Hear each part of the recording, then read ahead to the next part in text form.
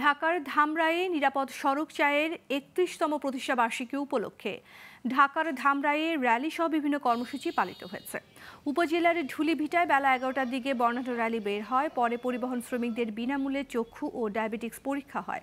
ধামরাই উপজেলার নিরাপদ সড়ক চায়ের সভাপতি এম নাইদ মিয়ার সভাপতিত্বে এসব কর্মসূচি হয়। উপস্থিত ছিলেন ধামরাই থানার ওসি মনিরুল ইসলাম, উপজেলা নিশ্চয় সাধারণ সম্পাদক রফিকুল ইসলাম।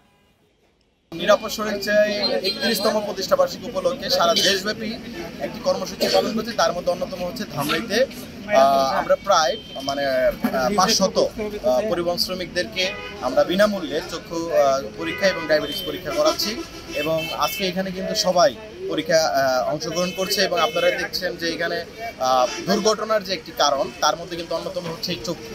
এই কারণ দৃষ্টিশক্তি যদি আপনার সঠিক না থাকে তাহলে কিন্তু দুর্ঘটনার একটা অন্যতম কারণ হয়।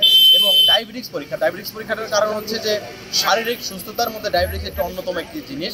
কারণ যেখান থেকে ডায়াবেটিস শুরু হয় সেখান থেকে রোগের সৃষ্টি হয়। তো আমরা চাই যে ডায়াবেটিসটা নিয়ন্ত্রণ থাকলে এবং চক্ষুটা যদি সঠিক থাকে তাহলে কিন্তু অন্তত নিজের শারীরিক সুস্থতা থাকলে সে কিন্তু একজন পরিবহন চালক দুর্ঘটনা রোধ করতে কিন্তু সহায়ক হবে।